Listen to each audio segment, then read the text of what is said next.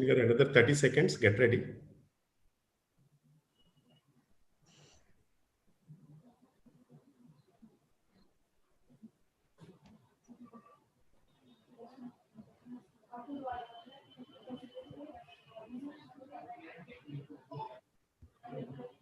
Sir మాట్లాడొద్దని చెప్పారమ్మా కొంచెం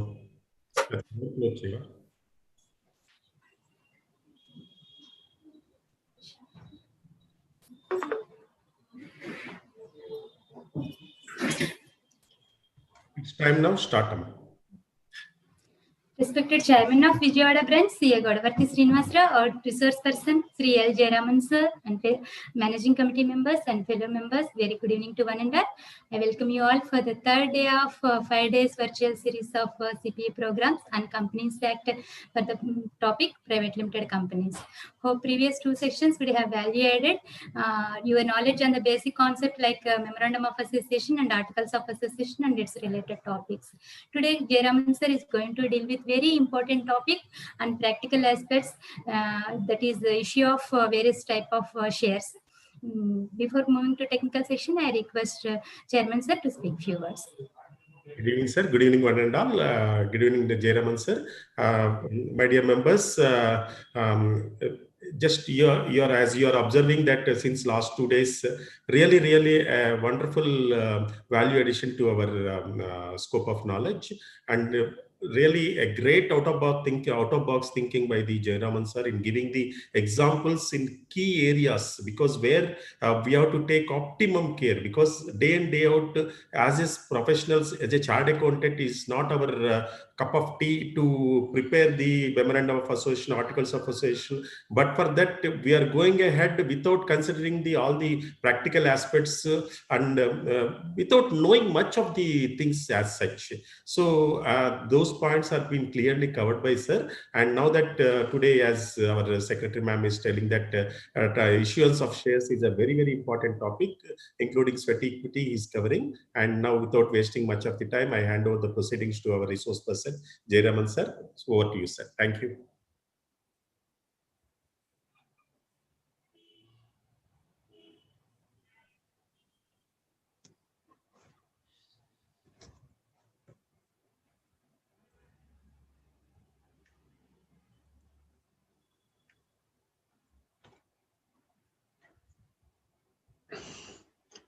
So, good evening, sir. Good evening, Chairman, Mr. Srinivasrao Garu.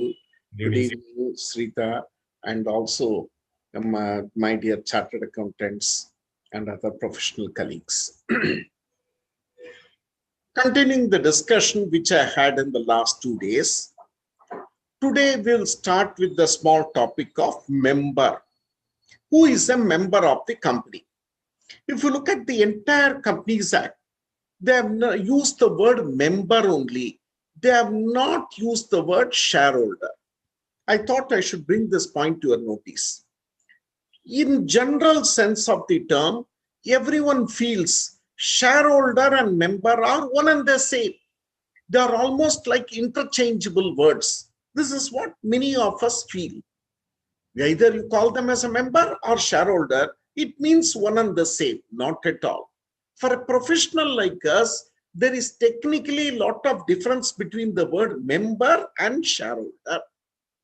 While for a common man, member and shareholder both may have the same usage, because the only one method by which you become the member is acquiring shares in the company. Now, first let us technically look at who is a shareholder, who is a member. There could be some situations where he is a member, not a shareholder, or a shareholder, not a member.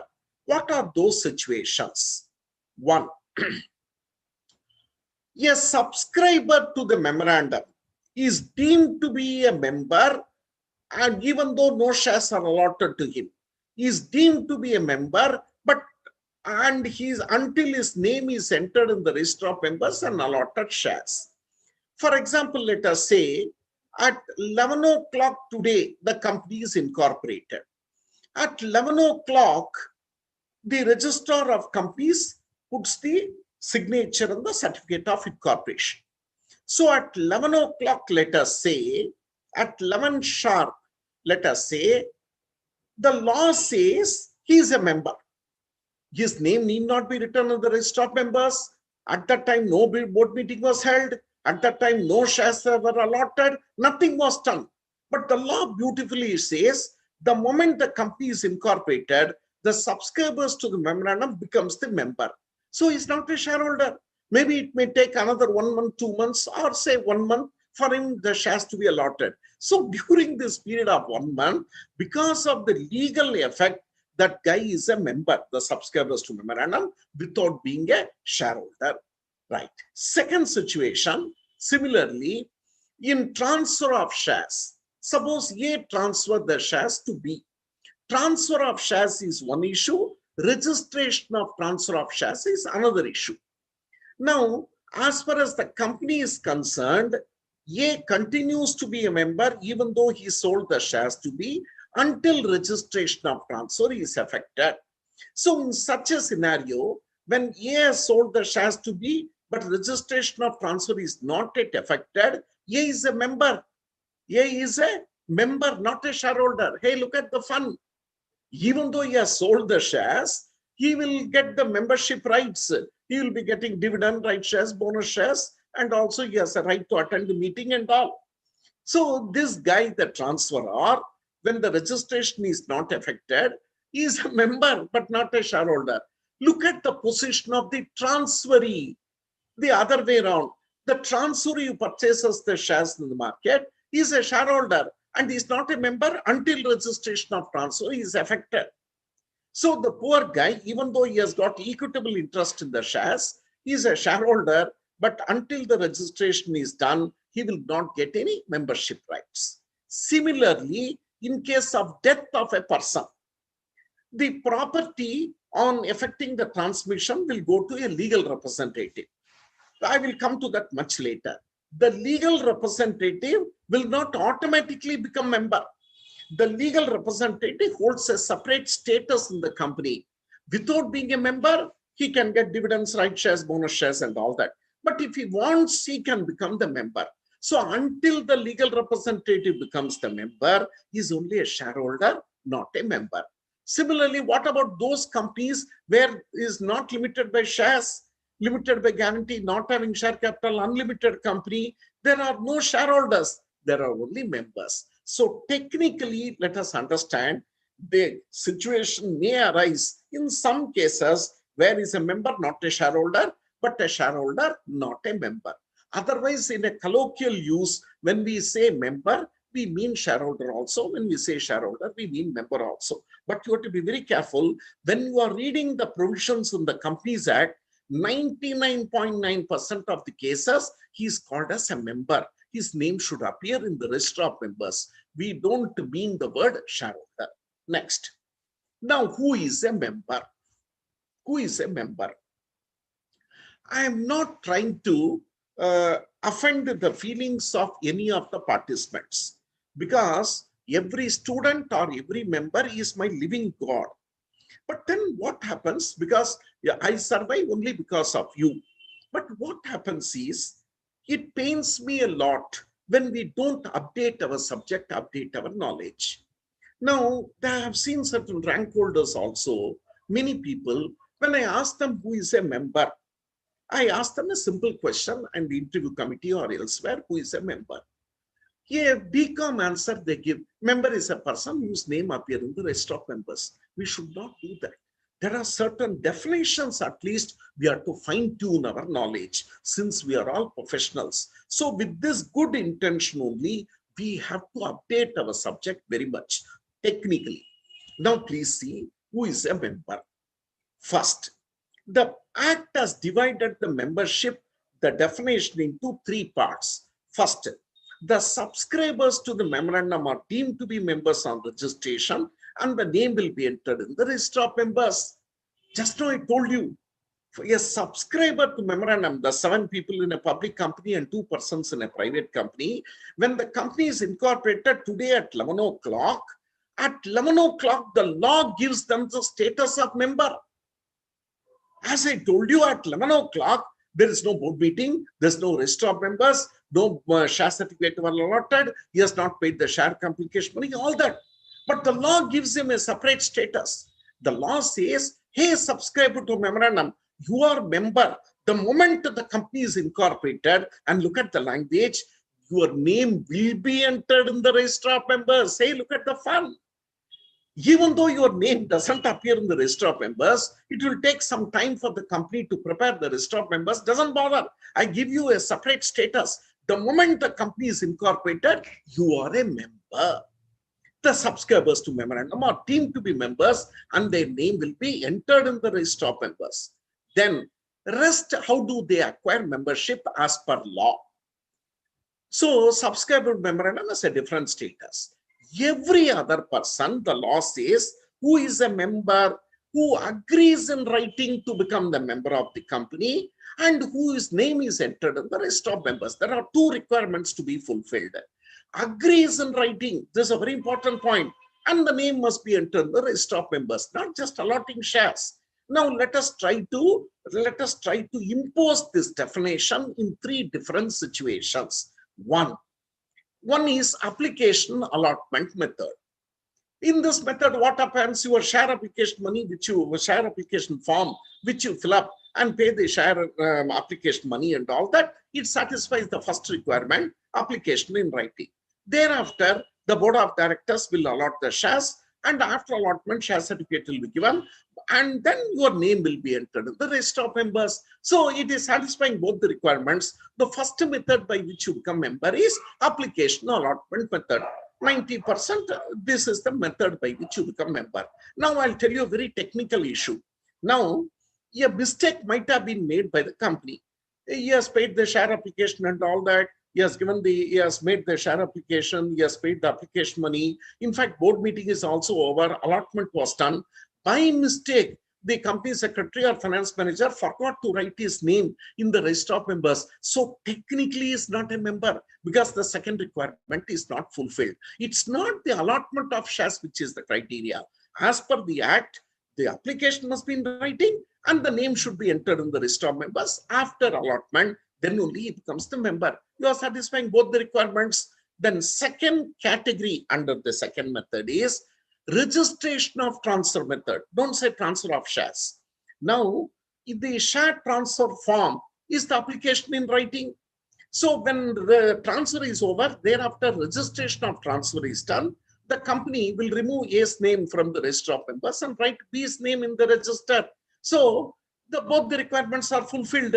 Application in writing, that is the share transfer form, and the name appearing in the register of members, that is registration of transfer. Then he becomes the member.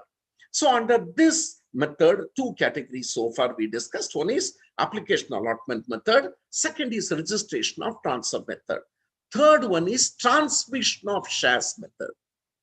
In transmission of shares, what happens? A is a member, unfortunately he dies. The property will go to legal representative through a transmission process after all the documents are submitted. And just now I told you, the legal representative, and in case of insolvency or insanity, the official assignee, official receiver, they are shareholders. They won't automatically become members.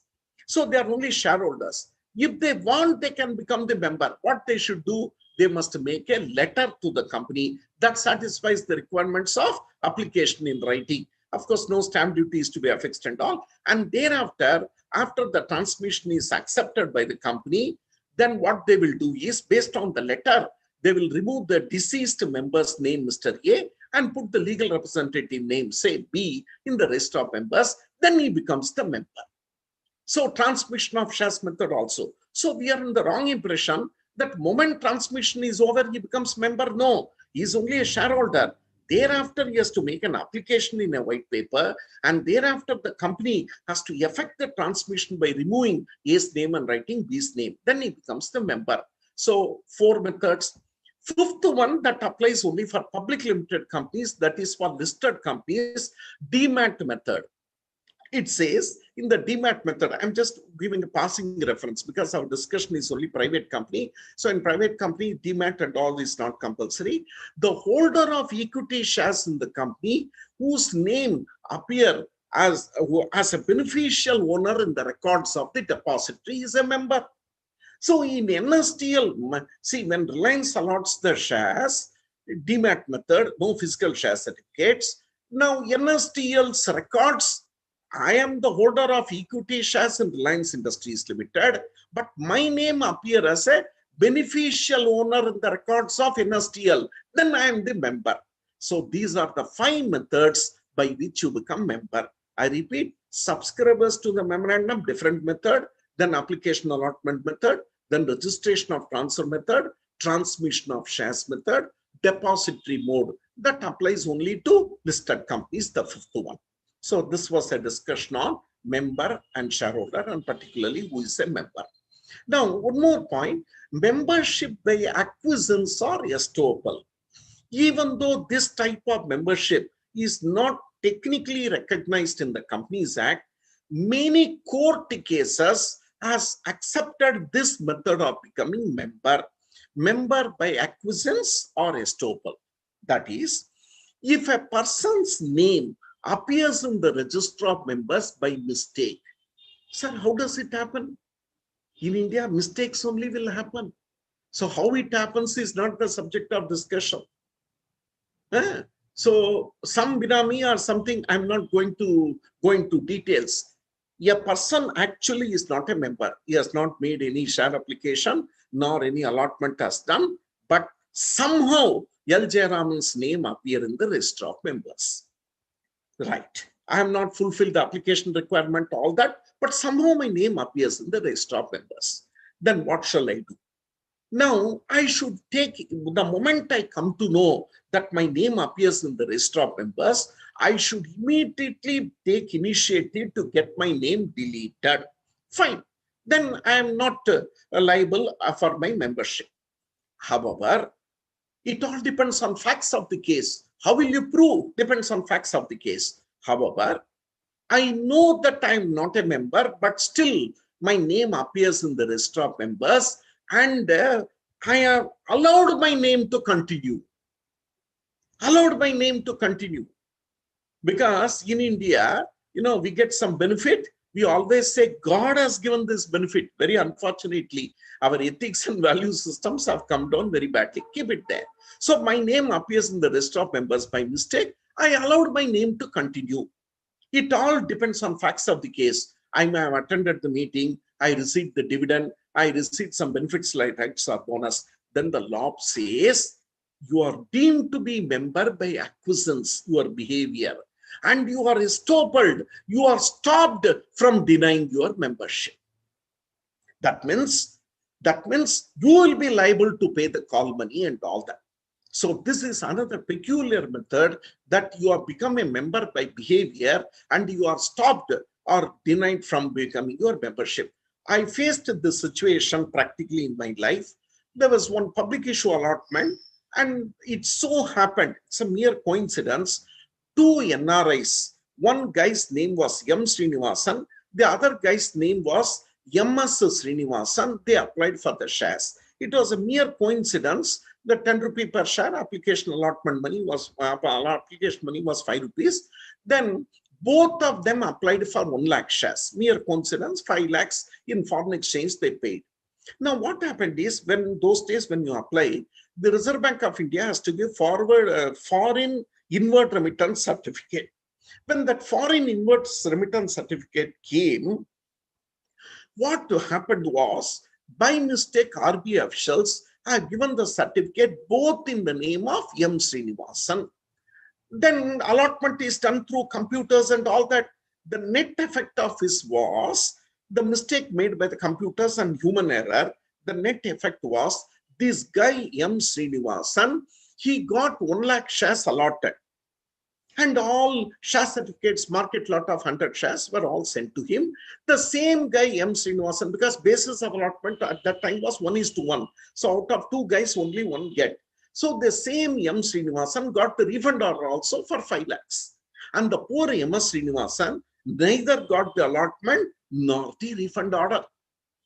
Now the story continued. Somehow the company did not address the queries of M. Srinivasan, though he was complaining and all. Then after some time, this M. Srinivasan was so intelligent guy, he kept the refund order, he encashed it, and kept the share certificates also. Because he said, God has given this gift, why should I return it back? As simple as that. Then what happened? The company was not doing well.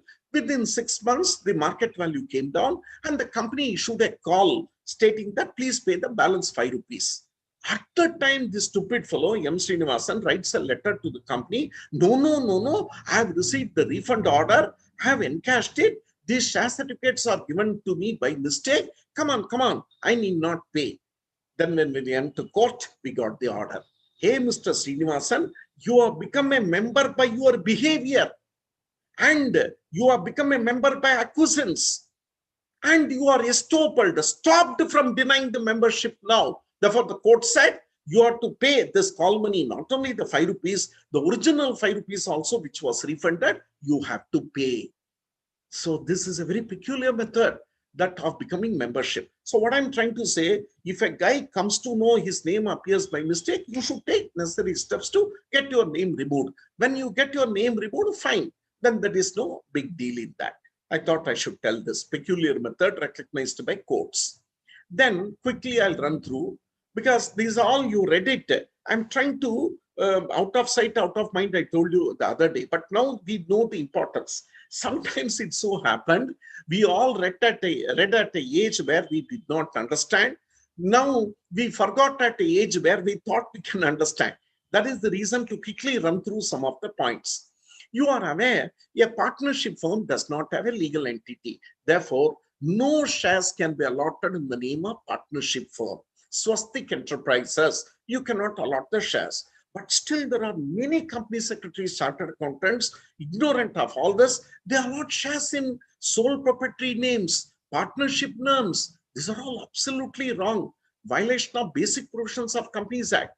So, Swastik Enterprises, ABC, are the partners. So, a firm is not a legal entity. You cannot allot shares in their name. Okay. However, the solution is you can directly allot the shares in the name of the partners, ABC, in their joint names. So in the books of the company, we don't recognize the existence of partnership firm. But in the books of the partnership firm, you can show this as an investment in the company concerned. It's a very trickish issue. So better you allot the shares in the joint names of the partners without recognizing the existence of partnership. However, in Section 8 company, the charitable institution, they have given this privilege that shares can be allotted in the name of partnership firm because you get some tax benefits and all that. Okay, leave that there. Next issue. But LLP is a body corporate. So you can directly allot shares in the name of LLP. It's a body corporate, even though it has features of a partnership. Then, can you allot shares to another company? Yes, a company is a member, is a body, is a legal entity, so you can allot shares. But one rider is, if you want to, many of us are missing the small points. If you want to allot shares to another company, you have to check up the memorandum of association and the incidental and ancillary objects. One of the object must be the company should be entitled to invest in the shares of another company. Then only it is permitted. There is no automatic right for any particular company to invest the shares in another company, be it finance company or investment company. The power is derived from the incidental objects in the memorandum of association. And one more thing is, a company cannot invest in itself. There's a prohibitory section. So you cannot invest in itself. That is also not possible. So a company can become a member of another company. Next, can an insolvent? It so happened you allotted shares, he is already insolvent. There's a case law which says that so long as that guy name appears in the list of members, let him continue as member, even though the property will be vested with the official assignee or official receiver. He is a member until his name is removed from the register of members. Then what about foreigners? Can they become members? Now, as far as Companies Act is concerned, there is no restriction whatsoever. You can allot shares to a foreign individual or foreign body corporate. However, he is regulated by the Foreign Exchange Management Act. FEMA guidelines you have to go through. If there are some permissions required, after taking such permissions, shares can be allotted in the name of the foreign member. Companies Act is silent. However, there's one general rule If the country goes at war with that country, or he becomes an enemy, then the membership rights will be suspended during the period of emergency. So he cannot exercise, that foreign member cannot exercise any of the voting rights until the emergency is removed. That rider. Then comes, can a minor become a member? See, I am very particular about a private company. Maybe this issue may not be of much importance in a listed company or public company, but in a private company, it so happens in family concerns and all, there is a concern and there is a natural affection for the grandfather and grandmother to allot shares in the name of grandson rather than son or daughter. So they would like to, as a tradition or more as succession, whatever you call, they would like to allot the shares in the grandson's name. What is the legal position? See, I am seeing many books are writing whatever they want. It is all not correct. I will explain this point one by one. Let me explain. One, minor is a person who has not completed 14 years, 18 years of age, and the contract with the minor is void. Therefore, allotting shares to the minor is nothing but entering into contract. Straight away, let us take the stand. Minor cannot become the member of the company. First point. Issue number two. Even if the minor is represented by the guardian or natural parent, can he become the member? No, because there is no vicarious liability between minor and parent or guardian. Vicarious liability means for the acts done by the minor, parents or guardian will not take responsibility. So there is no vicarious liability. So you mean to say, if this is partly paid up and minor doesn't pay the call, it is not an obligation of parents or guardian to pay the call money, even if they have agreed. So take a legal stand. Even if the minor is represented by the natural guardian or legal guardian and the shares are in the name of minor, minor cannot become the member of the company. Stand number two. Stand number three. If by any chance, minor has become the member of the company and the company knows or doesn't know, and or the minor knows or doesn't know by name, once you have become the member, any time we can restore back status quo. That means any time when the company comes to know, they can repudiate the allotment, but you have to refund the application money and all. Similarly, any time the member also, the minor also can repudiate the allotment and get the money back. The rule of estoppel will not apply to minor, which means when you have already misrepresented the age, it has once a minor, always a minor. The rule of estoppel cannot be applied against him. You cannot say you acted like a major, doesn't matter. Once a minor, always a minor. So long as his name appears, fine. But any time the company can repudiate the allotment, minor also can get the allotment cancelled. And you have to return back the application allotment money and all. This is the third position. Fourth situation, but by any chance the minor name appears in the register of members, neither the company nor the minor takes any steps to get the name deleted. Then the law beautifully says he will be entitled to all the rights of membership. The 36 rights given under the Companies Act to a member, all the right he will get. Surprising. He will get right to receive bonus shares, dividends, right shares, right to attend the meeting, right to vote, all he will get. But no liability. Don't ask me money. He will not be liable for the calls and all that. So he will get all the membership. Now, next issue.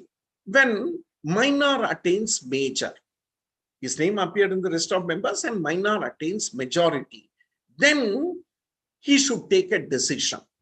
He should say within 6 months after becoming major, look, my name appeared in the list of members. I don't want to continue as membership. Then you will get back your money. On the other hand, you want to continue as member, nor you did not give any public notice, then automatically you will become member after 6 months. Then you will be liable for the calls and all. You cannot repudiate the allotment. But there's a small catch point. For the calls which was made during his minority and he continued to the member during majority, old calls cannot be enforced. However, the new calls, fresh calls which are made after he becomes the major, that only a company can enforce it. So the principle of estoppel and all will not apply.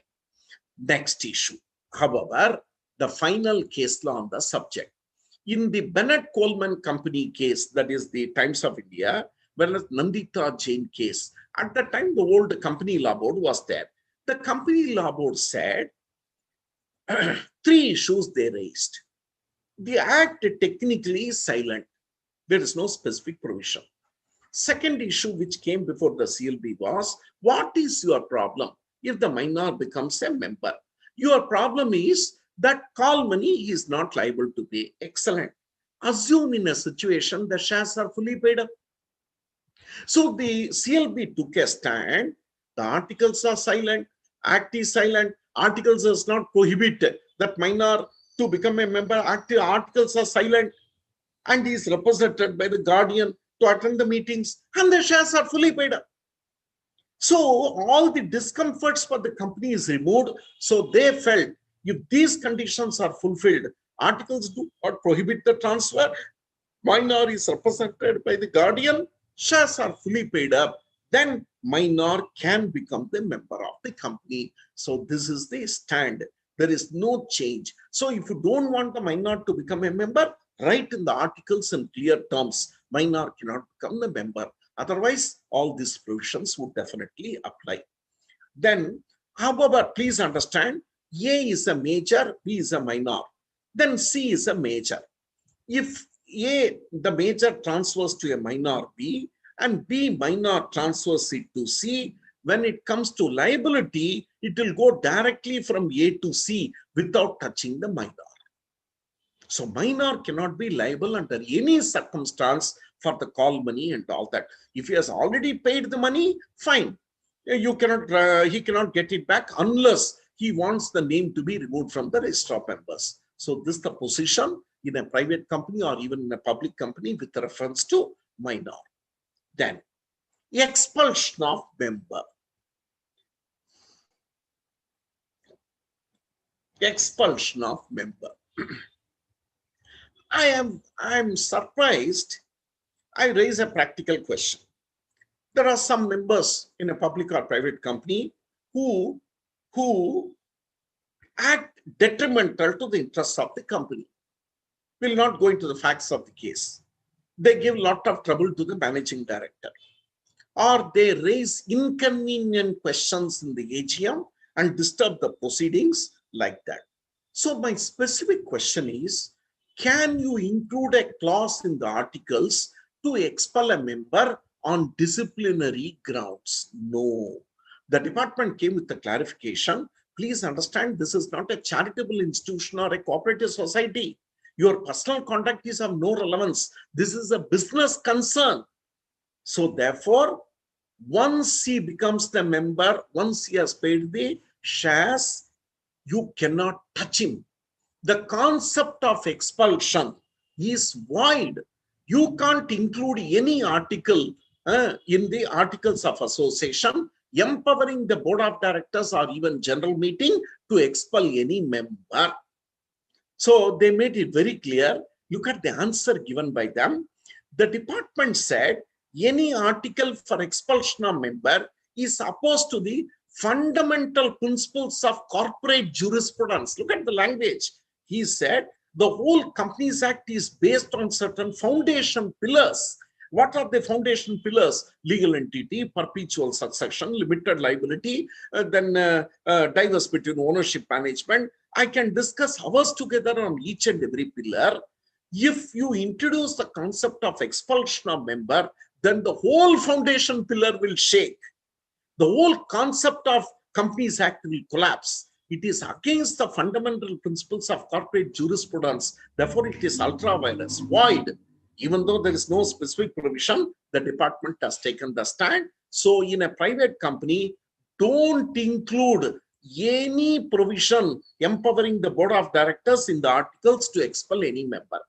Having said that, then how do you cease to be a member? Cessation of membership. Hey, the act beautifully says these are the circumstances in which your name can be removed from the register of members, not on any other grounds.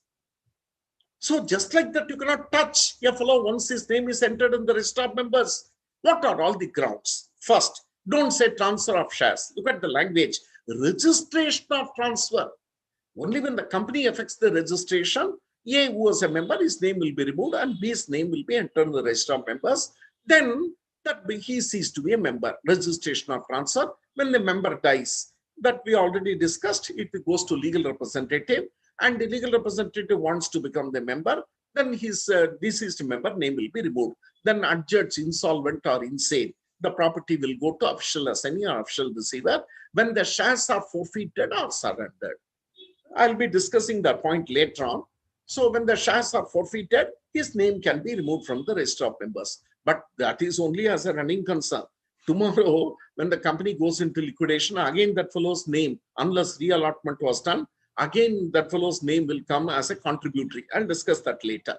Then when the company exercises lien on shares, lien means if he has not paid the call money and all that, and in spite of proper notices and procedure being followed, the company will get a first right to sell the shares. See, shares are in the name of L.J. Raman, and L.J. Raman is not paid the call money. So what I will do, the company will exercise the lien, and L.J. Raman will not have right to sell the shares. Company itself will have a right exercising the lien, and they will sell the shares in the open market, and whatever they get, they will adjust the call money and return back to L.J. Raman. That's called lien on shares. Then his name will be removed from the register of members. Then when there is a misstatement in prospectus or fraud or whatever it is, you go to the court and get it cancelled. So membership, then as per the court order, your name will be removed. Then redeemable preferentials are redeemed.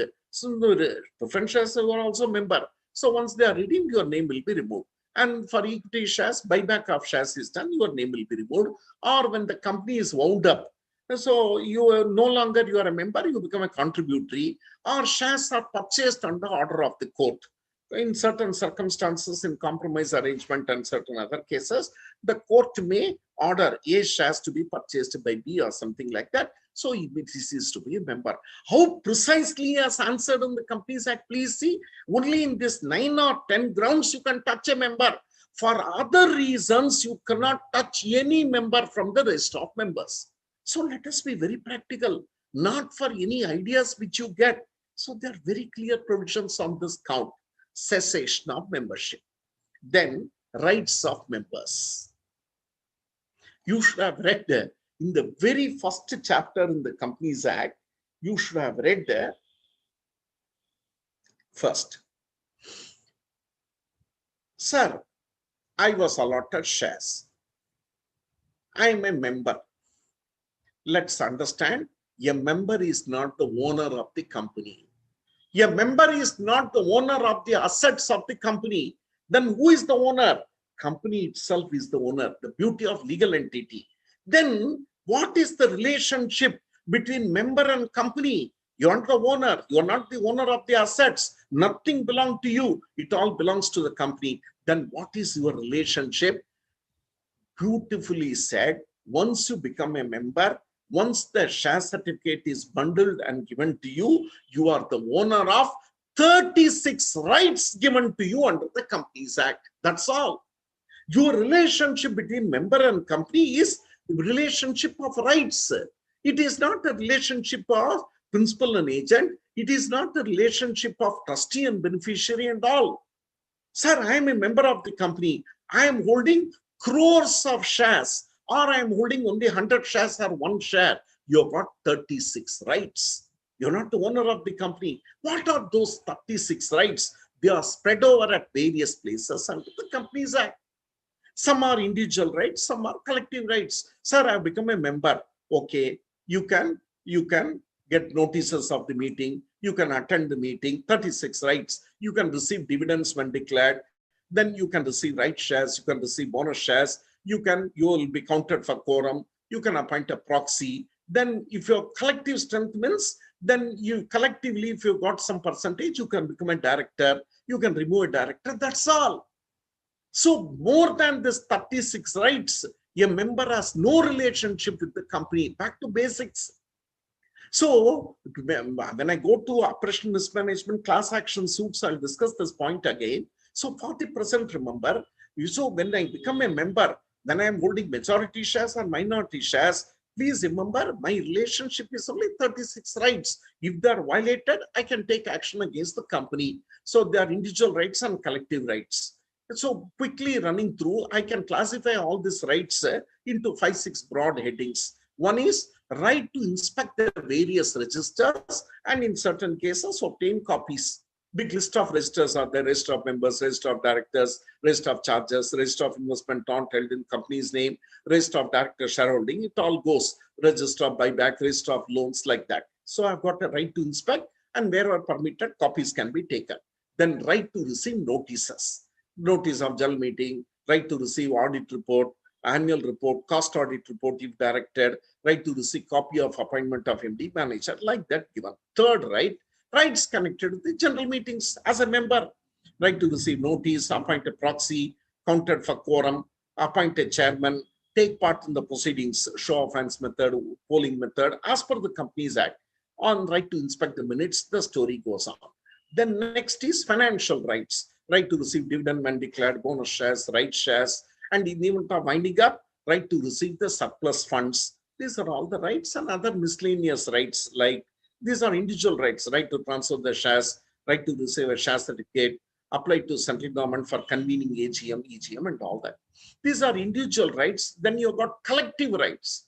This is only for understanding purpose. So I'm going a bit fast in this. So right to appoint or remove directors, you should have majority vote to pass resolution. Right to appoint or remove auditors, requisition an extraordinary general meeting. You can apply to tribunal for variation of rights, for investigation, then for operational mismanagement. The list goes on. So the point which I'm emphasizing is, just because you are a member, you cannot touch the property of the company. You cannot give any directions to the management. All that is regulated through Companies Act. So even if 100% of the shares of Reliance Industries is owned by Jayaraman, I wish I do that.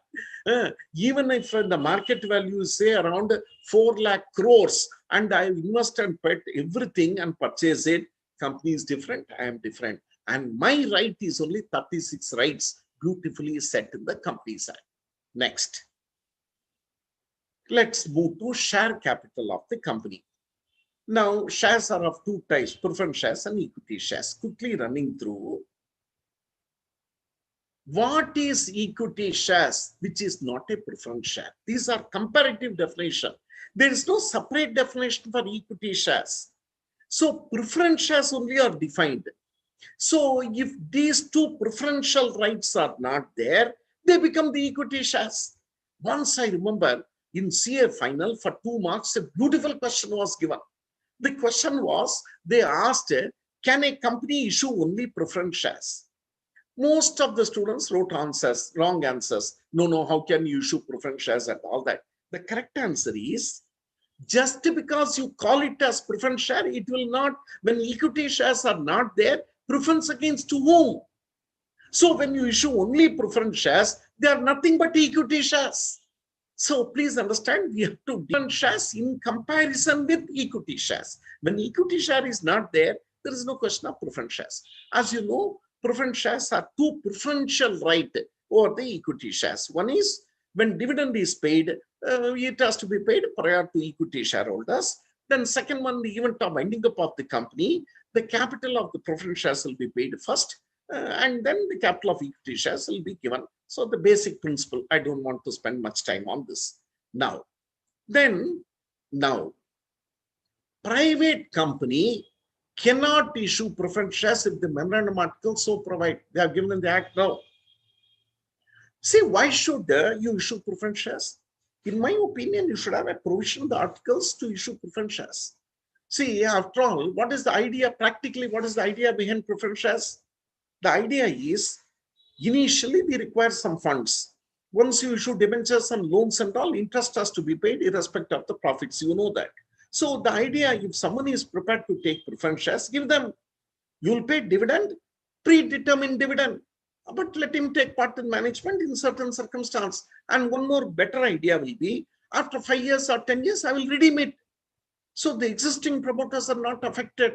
So whether now you require or not, better you provide in your articles that preference shares can be issued. But if you don't want, if you specifically write in the articles, then preference shares cannot be issued. Preference shares cannot be issued. Next. Now, these are quickly types of preference shares: participating, non-participating. Usually, participating preference shares means when there is a dividend, both equity and get, when there is a profit, both equity and preference shares will get dividends.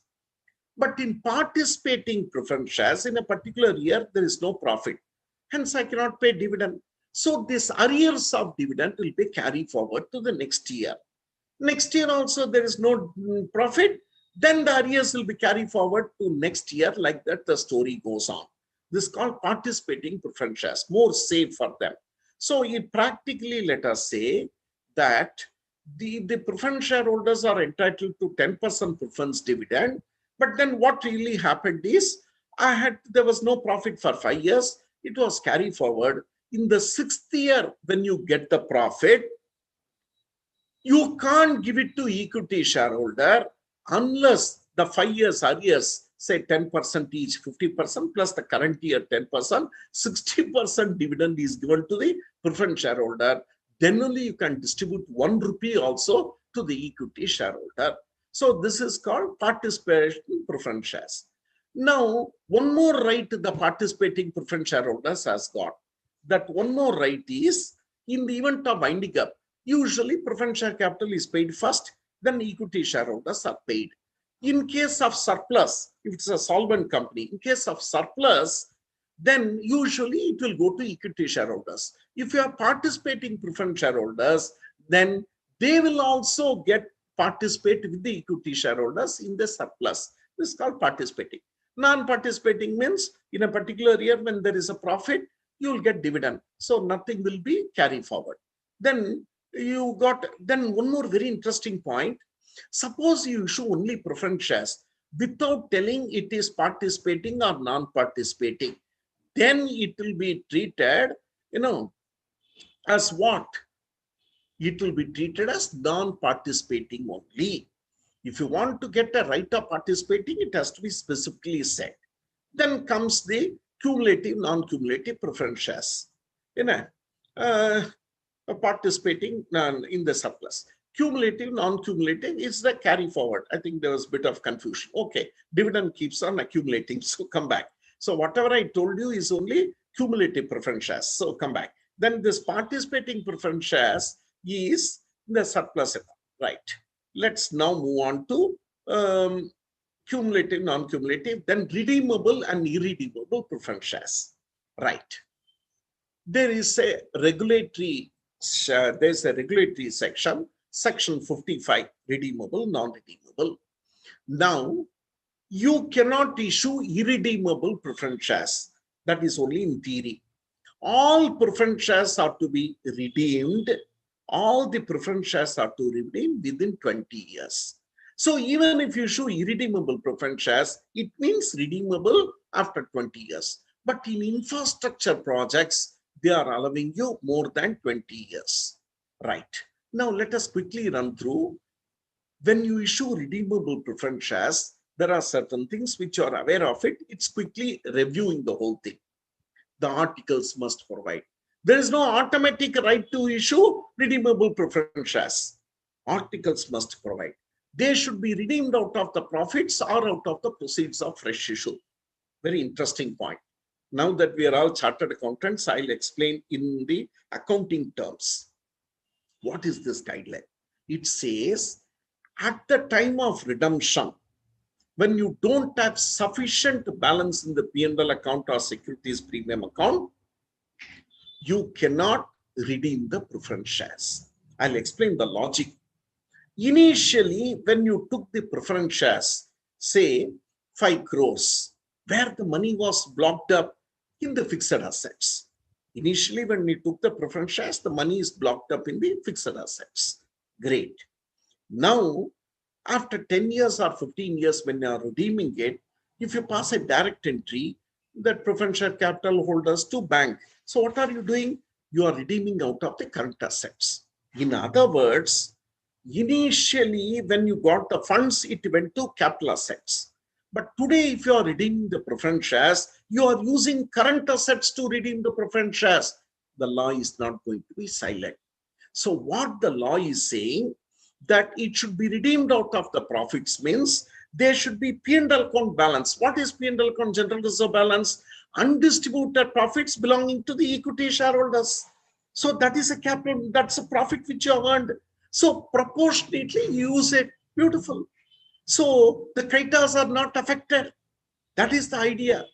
No, sir, we don't have P&L account balance. Then go for fresh issue. So take the fresh capital and you can redeem the preference shares. In other words, in simple language, at the date of redemption, if you don't have sufficient balance in the P&L account or securities premium account or general reserve, you cannot redeem at all, irrespective of what was told in the beginning. And you have to transfer, in case you are redeeming out of the profits, you have to transfer to a separate called account, capital redemption reserve account. And this capital redemption reserve CRR account cannot be used for payment of dividends. It can be used only for issue of bonus shares. So this guideline is to ensure two things. One, that current assets are not used to redeem the long-term liabilities. And second is creditors are protected. This is the idea behind these guidelines relating to redemption of preference shares. Then, and one more very interesting point is, no shares can be redeemed unless they are fully paid up. Hey, only 8 rupees is paid up. First you get the 2 rupees money. Technically it is a law. Don't ask me why. So if you want to redeem it, that's why in the accounting entry also, if some fellow has not paid the call money and all that, he is not entitled to redemption. You cannot argue that, okay, are you redeem that 8 rupees? No. No, Maryadaka balance 2 rupees you pay, and then only the question of redemption will arise. So when you are redeeming at a premium, the premium must be provided either out of the profits or securities premium account only. So when there is no profit and no sufficient securities premium, even though initially you committed, the shares will be redeemed at a premium, you have to redeem at par only. Right. Next. Now, when the company is in a position to redeem the preference shares, if any, in terms of issue, now the problem. I wanted to redeem the preference shares. I don't have enough cash. I don't have enough profits or whatever it is. Then the law says, come on, you can change the terms and conditions with the consent of 3/4 of the value of the preference share and with the approval of the tribunal.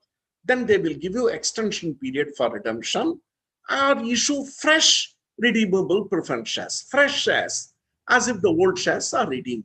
So those things can be done. Then it will be treated as if the old preference shares have been redeemed. Now the tribunal, while giving the approval order for the preference shares, not only further issue of shares, they can give you. Now, but it will not be treated as reduction of capital. Those provisions need not be complied with. And if you want to issue preference shares, what is the law saying? Special resolution has to be passed. Why? Very simple. The right shares provisions are coming. So how can you bypass the existing shareholders and do it? I'll come to that later. Therefore, whenever you issue preference shares, overwhelming majority of equity shareholders, their consent has to be taken. And in the earlier preference shares, no default must be subsisting, either in the payment of dividend or repayment of capital. Default should not be subsisting, then you can issue. Now, what about the rights of the preference shareholders? Do they have voting rights? It's a very interesting question. There are two things. Back to basics.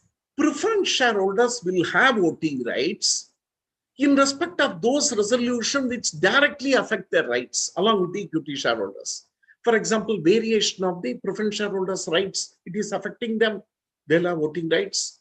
Then reduction of share capital, you are returning back the money, buyback of equity shares. These are all some examples. Winding up of the company, they will directly or indirectly affect the preference shareholders. Then they have voting rights on those resolutions. Second, preference shareholders will have voting rights, very important, only in respect of in respect of all the general meeting resolutions if the dividend is not paid in the last 2 years.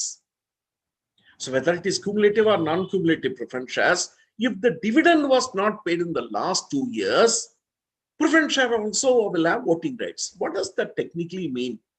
Indirectly, koncha Telugulo cheptanu to have some local effect. Indirectly, vaadu em cheptunnadu, preference shareholders, equity shareholders ni koncham jarugura babu, nu management chala baga chesavaya, loss వచ్చింది, మాకు dividend రాలేదు, ఏం రాలేదు, నువ్వు జరుగు, నీతో పాటు నేను కూర్చుంటాను. We'll all exercise the voting rights. What I'm trying to say is, it's indirectly, preference shareholders are telling, so far we have not taken part in the management, we did not have voting rights, but you equity shareholders, you appointed stupid board of directors who could not manage the affairs properly, who have not earned any profits, who have not paid dividend, we will also take part in the management. That seems to be the idea. So next year again it depends. For the last 2 years, if you have paid dividends to them, they will not have voting rights. So in the second point, if dividend is not paid in the last 2 years, they will have voting rights in respect of all the resolutions in the AGM or EGM, whether ordinary business or special business. And this is the point I would like to say. These restrictions will not apply to private companies if the memorandum and articles so provide. See, yesterday I was talking. These are all the freedom which is given to you. You can, if you want, put a clause. If the equity shareholders agree, because they framed the memorandum of articles of association, that they may have voting rights, they may not have voting rights. Even if the dividend is not there, you can write whatever you want. So this is the freedom given to write in the articles in case of private company. You can write, even though we have not paid dividends for last 2 years, will not have voting rights. That freedom is given to you. In the absence of articles, these provisions will apply. Variation of membership rights. 1 or 2 issues I will just touch upon. Many of us are forgotten one point. The company, let us say, allotted shares, let us say private company, they allotted shares in the last 10 years 6 times. Sometime in 2001, 2004, 2005, 2007. Equity shares rank pari-passu in all respects. Means there cannot be class of equity shares, which means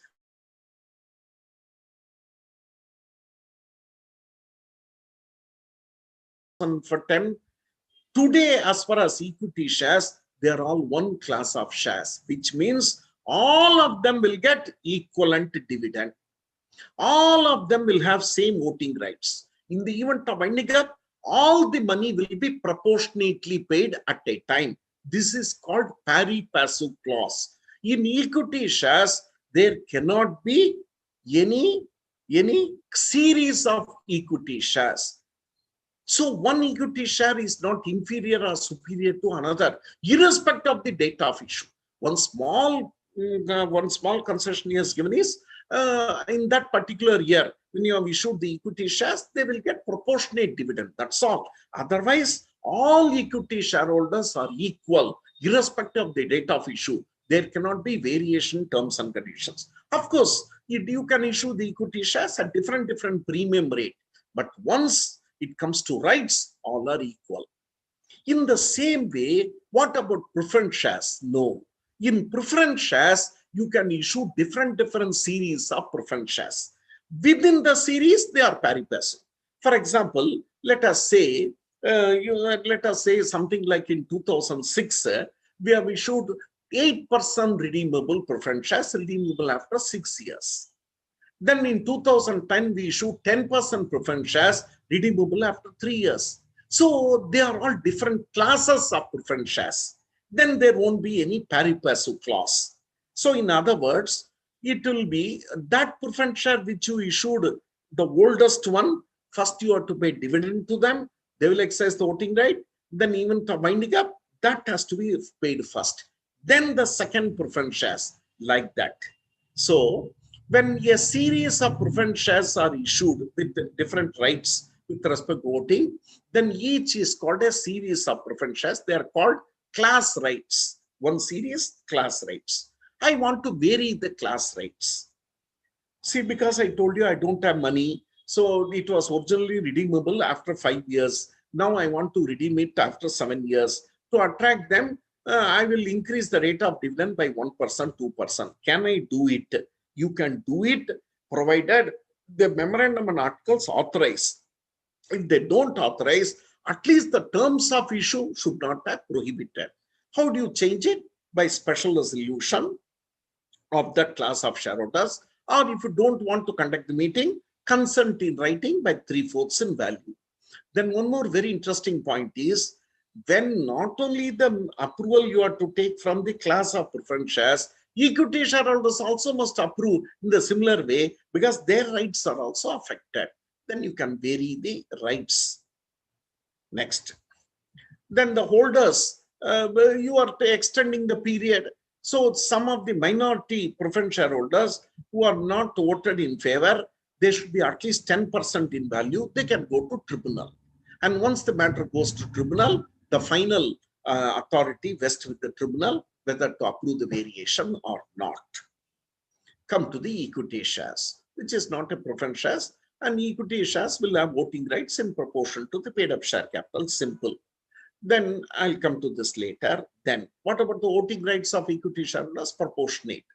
Now, when I go to methods of voting, we'll discuss a show of hands method, poll method, and all that. So I'll discuss very much in detail at that time. When there is calls in arrears, the articles usually provide they will not get voting rights. Let's not read in a general way. Now, I am holding 100 equity shares, 10 rupees each, okay, 1000 rupees. And means I have 100 votes proportionately. Now, 5 rupees, I have not paid the calls. Due date is over, I have not paid the 5 rupees. If this point is not there, what can happen? I can argue with the company, okay, sir, my total voting rights is 100 shares. I have not paid call money, 5 rupees on the 50% I have not paid. So give me 50 voting rights. That's very justified because I have already paid 500. Proportionately give me. No, look at the language. In case of calls in arrears, the articles usually they will not be entitled to voting rights. Even the original 50 shares, 50 votes also you will not get. That is the punishment. So very interesting point. Even though you are paid 5 rupees, since you are yet to pay the balance 5 rupees, in the entire 100 shares you will not get voting rights. Calls in advance, I'll come to that. They are not classified as a share capital. You are paid for your convenience. They will not get any kind of voting rights. Now let me go into some serious issue. Of late, of course, this has come a few years back, even the old Companies Act. Equity shares are of two types. Equity shares with voting rights. Don't say without voting rights. Second one is equity shares with differential rights with respect to voting, dividend, or otherwise. Equity shares with voting rights is what the regular equity shares will give. What is this equity shares without voting right? Don't say. With differential voting rights with respect to dividend or voting or otherwise. In simple language, let us understand, they are not separate category of shares. They are nothing but equity shares. All the features of equity shares are available. But only one point let us understand. For the sacrifice in the voting rights, they'll be paid extra dividend. That's all. For the sacrifice in the voting rights, they'll be paid extra dividend. That's all. So I am holding 100 shares. So one share, I've got 100 votes. One vote I will keep because I'm 80 shareholder. So I'll sacrifice 99 votes. So in normal shares, I get the 60% dividend. Please pay me 2% dividend more, 3% dividend more. I'll get 62 or 63% to the extent provided in the articles. So the only sentence, the only point in differential voting rights is sacrifice in the voting rights, I'll be paid extra dividend. Right. Now, I'll quickly run through some background before we actually look at the conditions. For sacrifice in the voting rights, you will be paid extra dividend. When the Companies Act has worked out so well, 1956, 1956, prior to that we had two Companies Act during British time also. So for the last 150 to 200 years, when the Companies Act has worked out so well, then what really happened in the economy where they introduced this equity shares with differential rights with respect to voting and dividend? Why should the shareholders sacrifice the voting right? Why should the company take the responsibility to pay 2-3% extra dividend to the extent agreed in the articles? What is all this? Since I was in the Stock Exchange Consultative Committee when this concept was introduced, I'll quickly tell you a background which you will appreciate. Now, let us say, I'll just quickly run through, please concentrate. Let us say there are about 20,000 listed companies in India. Listed means the shares are, they have issued prospectus, they have mobilized public money, and the shares are listed in the stock exchange. The 20,000 companies are the core industrial wealth of the country. I'm not talking about other private or public companies which are about 11 lakhs. I'm talking about this 20,000 listed companies. If you make a deep analysis of this 20,000 listed company, you will find 90% of these companies are first generation companies. First generation companies means the promoters are not born rich people. Reliance is a first generation company, Infosys is a first generation company. What happens in the first generation company? In a first generation company, the promoters, whatever money they had, they have already put in the business. They are not Tatas, Birlas, Motilal, Singhaniyas. They are not born rich people. The rest 10% are promoted by Tatas, Birlas and other big business groups. Fine, leave the 10. So out of 20,000 companies, 18,000 companies are first generation companies. So in a first generation company, since the promoters don't have, they are not floating in money, the promoters' investment in the equity or in the total project cost will be less. Point number 2. So if you see Infosys, or if you see Reliance Industries, or if you see any other company, even Satyam Computers, or any other company, or Asis Premji's company, 10 to 15% of the equity only they would have invested, not more than that. Where is money? Whatever little money they had, they have invested. Then how they are running the management? They are running the management with the help of support from. What about the remaining 85%? It is held by general public, about 60-70%, banks and financial institutions, or sometimes collaborator, or sometimes mutual funds, FIIs and all. The list goes on. This 85% roughly, they are held by outsiders. Then how they are running the management with 15% stake? Because they have the support of others. Story 1 is over. Now, these 18,000 listed companies, the promoters, the directors are not sleeping well because of the fear of takeovers. The Companies Act or SEBI guideline does not stop takeovers. They only regulate the takeovers. You have to follow certain rules and do the takeover. Now, I'll just give an example. The figures what I quote may not be correct. Let us say in Infosys, if the promoters are holding about 15% shares, a predator, a foreign investor or someone or a big Indian businessman comes to the market to take over the management. If the 10 rupee share is quoted or the 1 rupee share is quoted at 1,500 in the market, here is a fellow who is going to take over and he is prepared to shell out 1,600 per share, attractive enough. And if he can also mobilize about 16-17% shares in the market, it could be anyone's game. The bank's financial institution or general public could support the new predator also. This is how takeovers happen. If you look at what Anil Ambani has done all these years, he did not start new companies. He went on takeover spree, takeovers. So come back to the main story. 90% of the first generation company, the core of the industrial wealth of the country, the promoters, the existing directors are not sleeping well because of the fear of takeover. You pump in some thousands of crores, any company you can take over. You pump in money, you can take over. Issue number 3. Business operates in dynamic environment, not in static environment. These 18,000 companies have performed very well, but for few exceptions. So therefore, the growth of the business depends only on the modernization, diversification, all those things. Modernization, diversification. So all these 18,000 companies, let us say, they have performed very well. They want to go for expansion, modernization, diversification, which means more money is required. Let me take one small example. The figures may not be correct. Let us say Infosys. They have invested, say, about 10,000 crores.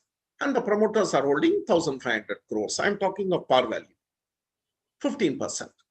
They are not sleeping well because any fellow who offers higher price following the listing guidelines, they can take over. Now, Infosys is doing very well. They want to go for expansion and mobilize another 10,000 crores. Fine. If they go for further issue, fine. Any type of issue, the existing fellows in the market will invest. That is not the issue. Now, in the excess 10,000 crores, that these promoters have to invest another 15%. Narayan Murthy and the other promoters have to invest another 15%. Where is the money available with Narayan Murthy? See, please understand, Narayan Murthy, whatever money he had, he has already invested. Now he may be wealthy, he may have 15,000, 20,000 crores market value, but where is that money? He doesn't have cash liquidity. He has got one house, he has got a car, and some bank balance of few lakhs. That's all. If you ask Narayan Murthy to invest another 1,500 crores, from where he will bring? This is the problem of all the first generation promoters. I think you got my point. Where is the money available? So, okay, if Narayan Murthy is not bringing, others will bring. Fantastic. In which case, what happens? Already, this promoter was holding 15% shares. If you go for double the equity and someone invests, your equity will be diluted to 7.5%. That's the point. See, already I'm not sleeping because I got only 15% equity. Now it will become 7.5%. Complete sleep is gone. This is the problem. This is not an isolated case of any company. The core industrial wealth of the country. And as a result, what was happening is the promoters of all this first generation company thought, we want to safeguard the company. We don't want to leave the management. Forget expansion, modernization, or diversification. We are happy with what we are. The government found out the industrial growth and development of the country came to a standstill because of this reason. The answer is equity shares with differential rights. So what has happened? Let us divide into 3 parts of the story. Promoters. When you issue these equity shares, no voting rights.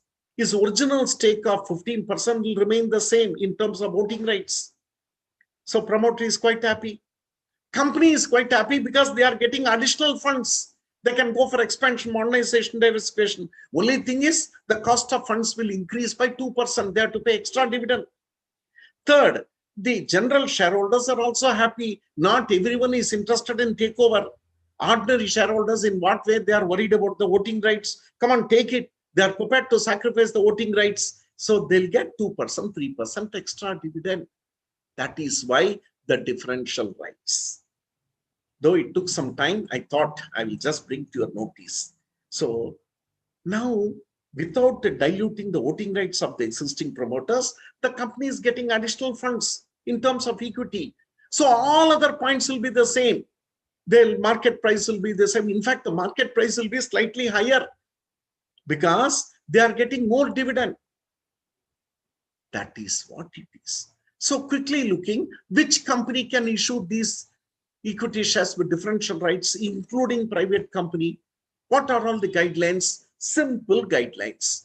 The articles must authorize.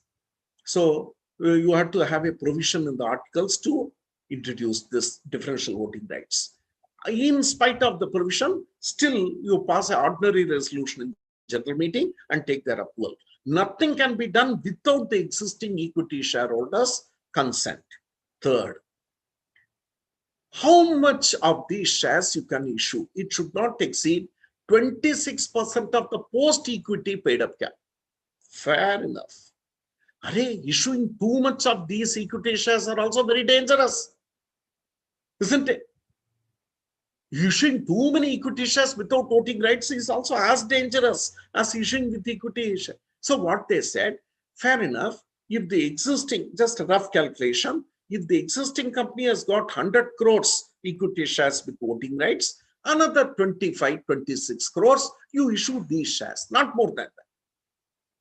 So rest you go for term loans and other things. The company should have a track record of distributable profits last 3 years. I'll give this benefit only to profit-making company who wants to go for expansion, modernization, or diversification. Why should I give it to loss-making company? Ridiculous, senseless. Then I will give this facility only to law-abiding companies. You should not have defaulted in filing the financial statement, annual returns for 3 years. Then no default in the payment of dividend to the shareholders, no default in the payment of matured deposits, debentures, and the interest and all law-abiding guidelines. The company should not default in the dividend to the preferred shareholders when they have taken term loans from public financial institution or state-level institutions, interest thereon, and dues in respect of statutory payments, your income tax due, sales tax, GST due, ESI, PF, all the dues to, and crediting the investor. So all these points, if you look at it, rest are all just law-abiding guidelines. I will give this facility to those companies who are doing business in an ethical manner within the provisions of the law in the country. Otherwise, the major points is, apart from the approval, the total issue must not exceed 26%. You should be a profit-making company for the last 3 years. Simple guidelines. Go ahead. And company should not have been penalized by the court or tribunal in these RB Act, SEBI Act, all those things. This is very important. You cannot convert the existing equity with voting rights into differential rights. What is the purpose of this issue? To issue fresh, to get fresh capital. That is the idea. So no conversions will be allowed. Equity shares with voting cannot be converted into differential rights, or differential rights to no conversion will be permitted. The idea is I require fresh capital to be infused. So this facility is there in private companies also now. And you have to maintain one separate register, and it contains all these details. And now, as I already told you, all these 36 rights you will get. It is not a separate category of shares. It's nothing but equity shares. Only one point, sacrifice your voting right. You will get some extra dividend, 2% or 3% as specified in the articles. Over.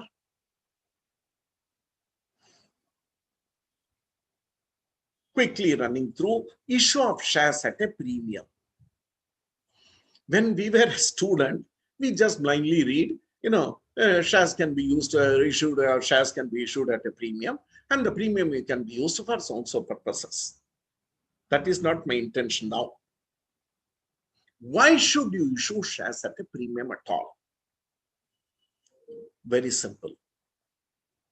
Let us say I promoted a company about 10 years back, a closely held company,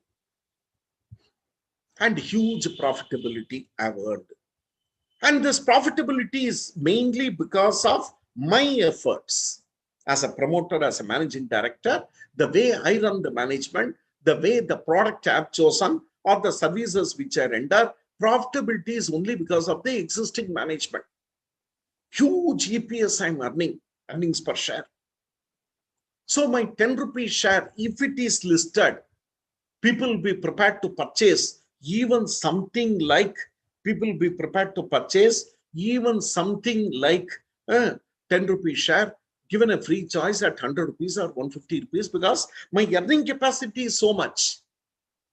Now the question arises, when based on my earning capacity, my 10 rupee share is worth 100 rupees or 150 rupees in the market, why the hell I should issue 10 rupee share at 10 rupees to the future general public or investors?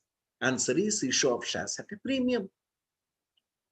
Do business in a profitable way. Don't do manipulations. Earn profits. Don't show profits. Earn profits. Go for public issue. You will get the shares at 10 rupees per share. For future shareholders, they will take at 100 rupees, 150 rupees per share. Wonderful. I am also protected.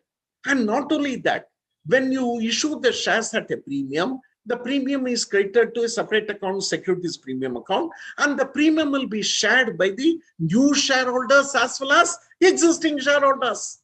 New shareholders are also happy. My premium is there in the company. Issue of shares at a premium. Unfortunately, there is no guideline. Some SEBI guidelines are there for listed company. Otherwise, there is no guideline. When the person is prepared to take the shares at premium, what is your problem? Only thing, how to use the premium, some guidelines are there. Go ahead. Go ahead. This ensures some equity between the old shareholders and new shareholders. It may not be out of context to quote here that in TCS Limited, it came for issue some 15-20 years back. TCS Limited, the price band was 750 to 900. And final price was 850 per share. 1 rupee face value shares was quoting at, issue price was 850 rupees. No mistake in my figures. 849 rupees was premium, free money received by the company. Unless you convert into bonus shares, there is no obligation to pay. Free money received by the company. Show performance. 849 rupees premium. Then when it opened at 1,000 rupees per share. And the fun is, recently TCS declared a dividend of 1,500%. What? Stupid fellow, he gave 15 rupees per share because nominal value was 1 rupee. So issue of shares at a premium. So revalue all the assets to the extent permitted.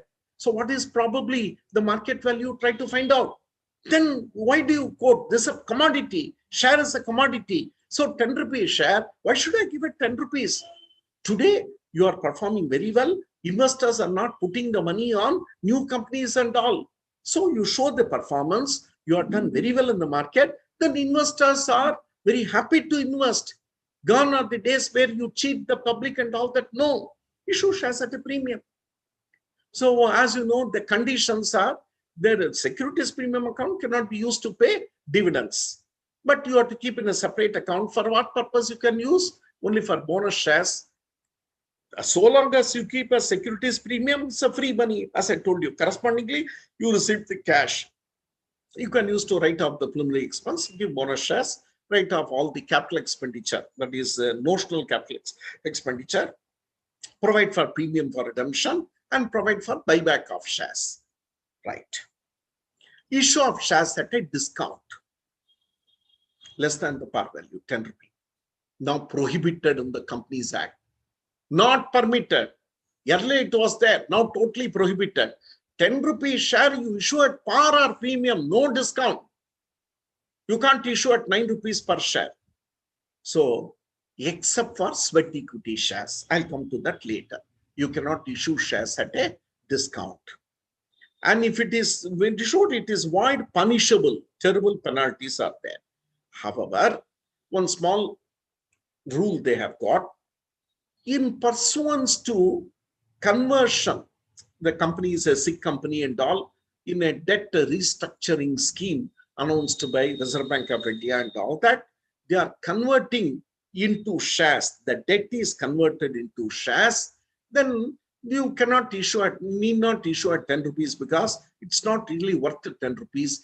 Then they can issue at a discount of 2 rupees, 3 rupees, and no limit on the discount.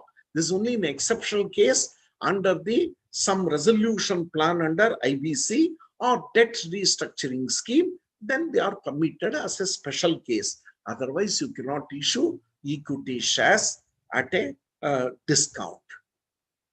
Then, what is the punishment? Every officer penalty that is through the issue, amount raised or 5 lakhs, and they are liable to refund the money with 12% interest. I will now run through what is this sweat equity shares.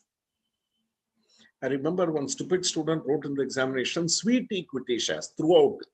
Poor fellow, he did not know the difference between sweet and salt. There is no sweet here, salt only. Sweat equity shares. You might be knowing, back to basics. In my opinion, many of us have not understood sweat equity shares. The employees are the pillars of the company. As I told you the other day, organization is not built out of sand, cement, steel, and bricks. It is built of sweat and blood of the people. Man behind the show.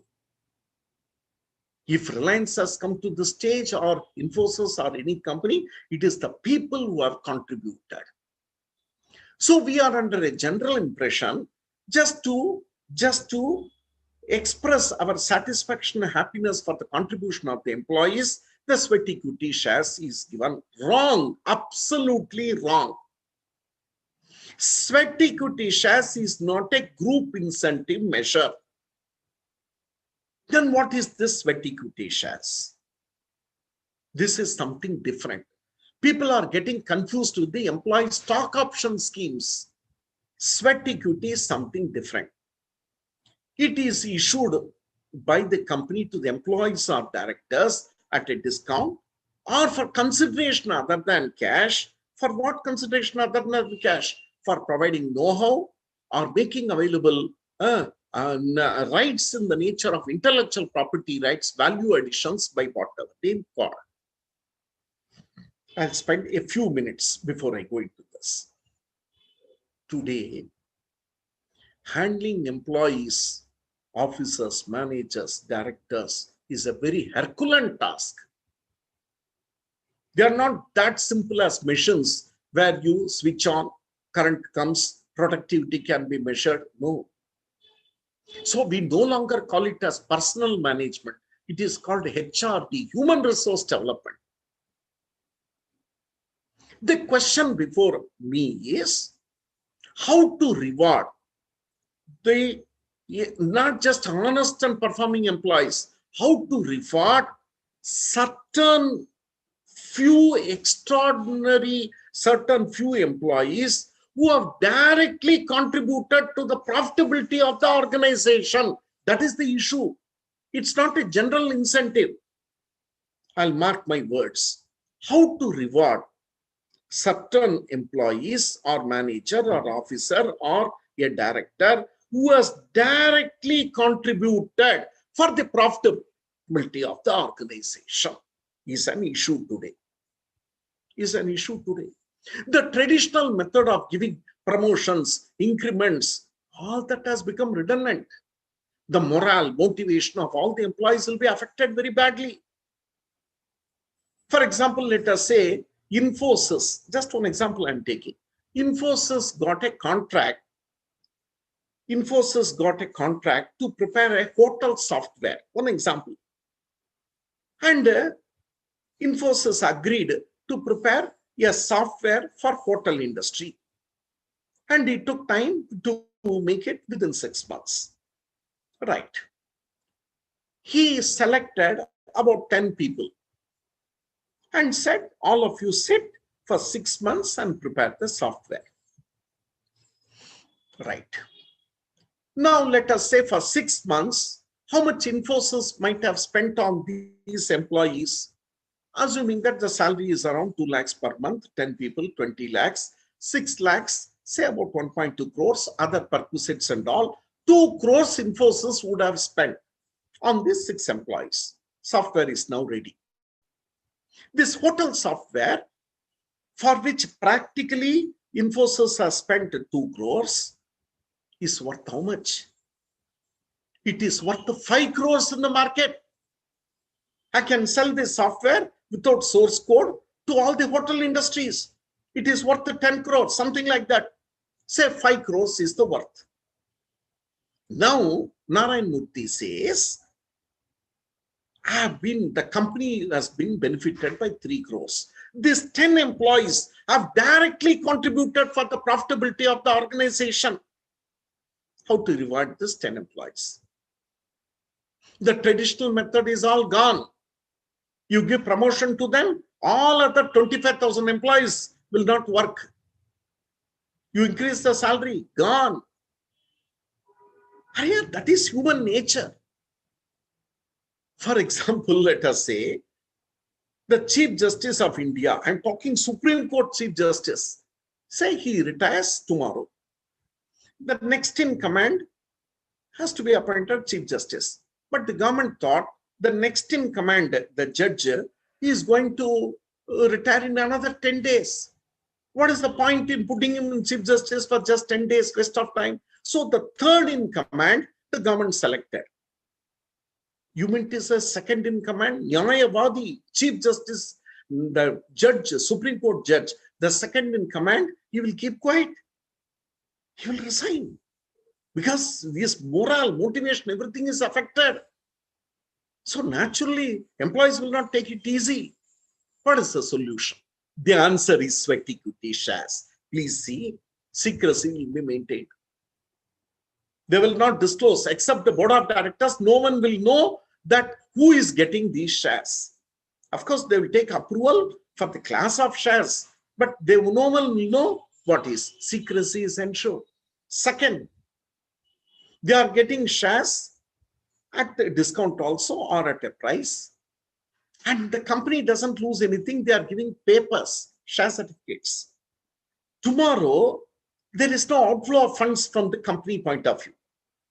Tomorrow, if the company performs very well because of the software which he has contributed, no, he might have got the shares at 10 rupees. He might have got 2-3 crores worth of benefit or 1 crore benefit, but the market value may be 50 rupees, 60 rupees. You can make a bumper profit and sell it to the market. On the other hand, whatever software you are supplied is a useless software, and 10 rupee share has gone down to 2 rupees or 1 rupee, this share certificate is a waste paper in your hand. Sweat equity shares. So it's not that. You know, there was earlier a fight between this NDTV, between this, that guy, name I forgot, this NDTV, Pranab Roy and the other guy. There was also a fight with them. It was on sweat equity only. So today, for example, there's no such idea, say for the fun of it. Suppose I start one coaching center. Someone starts a big coaching center, a public company, and they call me as a faculty. I will not come for hourly basis or something like that. Don't look at me like that, just for fun. I will have my own pound of flesh. Sweat equity. Because of me, directly goodwill we earn. Sweat equity is the answer. My brother has developed a hotel software. He doesn't know how to market. Now a marketing company comes and tells, hey, you give the software to the company, we'll give you sweat equity, and tomorrow, because of your software, whatever we earn, both of us will prosper. You are a technocrat, I am a marketing man. On the other hand, if it's a useless software, both of us will be doomed. That is the idea in sweat equity. So it is issued to the employees or directors at a discount for consideration other than cash. What consideration other than cash? Not supply of land, buildings and all. For intellectual property rights, patent, trademark, copyrights, software, brands, marketing rights. These are new rights which the world has recognized in the last 30-40 years. For that, we are giving you sweat equity shares. They are free shares. Don't confuse with bonus shares. That what entry I pass in the books when I issue sweat equity shares. So in my given example, I'll simply say in the Infosys example, come on, 2 crores I've accounted in a software account data, 2 cash I've given to the employees. Then balance 3 crores if I want to bring in the figures, software data account to equity share capital account. They are equity shares only. So this is the new element. So this was brought because we had a lot of pharma industries, lot of software industries in the country. They have to market it properly. This was introduced. So it was to earn profits along with the business, not that I just pay an amount and it goes away. The idea behind sweat equity shares. What are the conditions? The class of shares should have been already issued. That means what?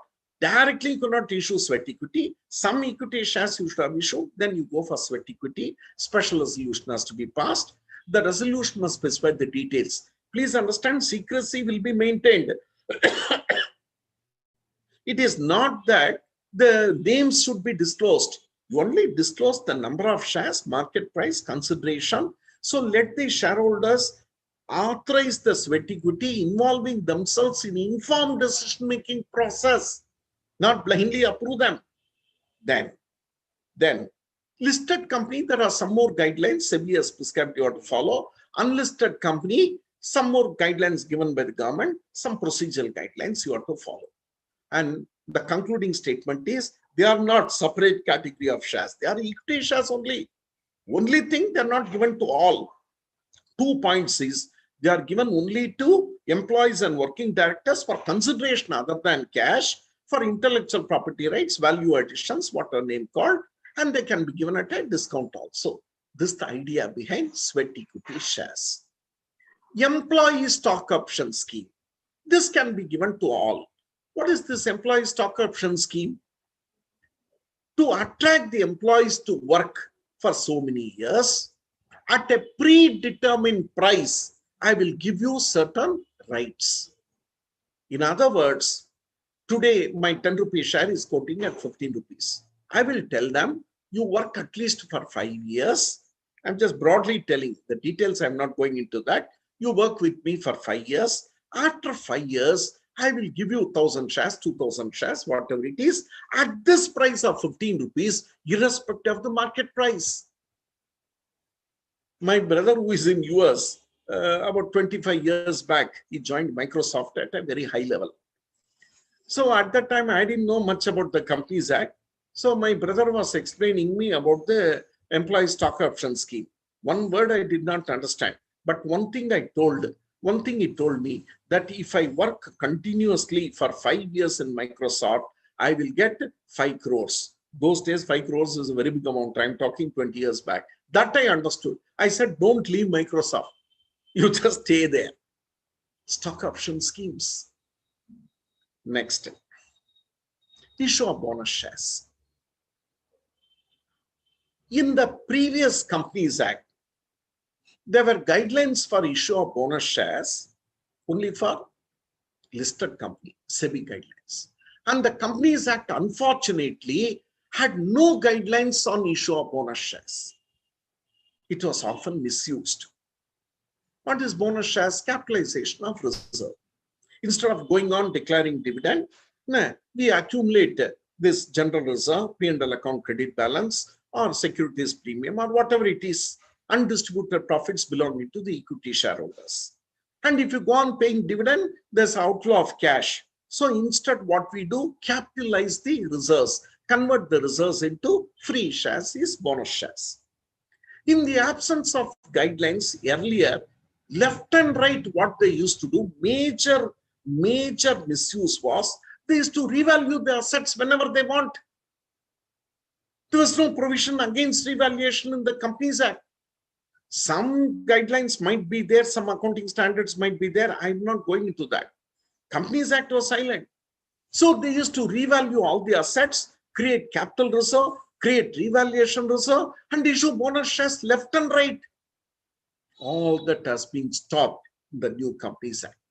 There are very clear guidelines similar to that of a listed company for issuing bonus shares, free shares. So quickly running through what are all the guidelines. A company may issue fully paid bonus shares out of free reserves and securities premium or CRR.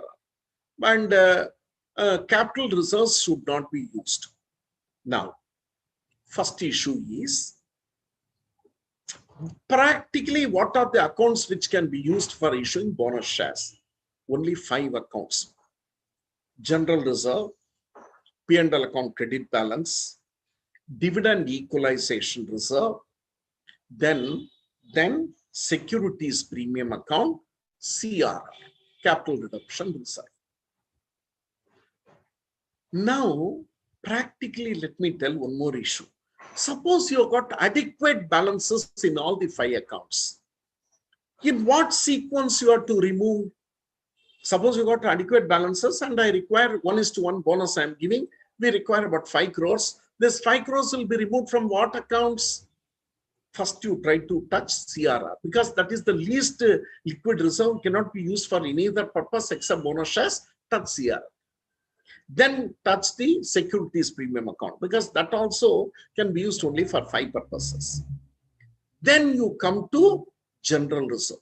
Many of you do not know general reserve also is not so simple. When I go to dividend, we'll discuss. General reserve also is not a free reserve for the purpose of dividend. So use the general reserve. Then dividend equalization reserve. Last you touch the P&L account credit balance. This is because most easy liquid reserve it is. And no bonus shares can be used by capitalizing reserve, revaluation reserve, capital reserves, irrespective of what is told in your accounting standards, or the capital reserves created by cash, all that forget it. In a general sense of the term, no capital reserves can be used, revaluation reserve, all other users cannot be used. Now, other points, authorized articles. Why the right to declare dividend is an inherent right, the right to receive bonus shares must be given in the articles. In the audit, you have to check up all this. Of course, table F gives the provision, but if you have adopted your own articles and no provision, then you cannot issue bonus shares. Then I will give this facility only to law-abiding companies. At one end, the creditors are suffering. The fixed deposit holders are not repaid, the interest and all. The equity shareholders cannot enjoy at the expense of the creditors. So the idea is, if the creditors are suffering, stop your bonus shares. Similarly, any default in the statutory dues to employees, PF and all, gratuity, bonus, stop the bonus. Partly paid up should be made. Very important point, we are missing this. Suppose the existing shares are 10 rupees per share, paid up is 7 rupees. One tendency will be to issue that balance 3 rupees as a bonus shares, converting that partly paid up to fully paid up. That cannot be done. Converting the partly paid up shares into fully paid up through issue of bonus shares is not permitted as per the guideline. So what is permitted? Make that partly paid up fully paid up and issue fresh fully paid up bonus shares. That is only permitted. So they are to make. And the other conditions as may be prescribed. Bonus shall not be issued in lieu of dividend. What does it mean? If you go on issuing dividend, where is money available for bonus shares? Where is general reserve or P&L account? Bonus is always in lieu of dividend. No, the meaning is, last year you have paid some dividend. Current year you have paid dividend. Prior to that, every year you have been paying 12%, 15%, 18% dividend. And this year also, what you did, you issued bonus shares. This guideline is not there. It can happen. So this year already we have issued bonus shares. There's a drain in our P&L account and general reserves. Therefore, I would like to stop the dividend. No. So bonus is in addition to dividend. The meaning is you can expect the regular dividend.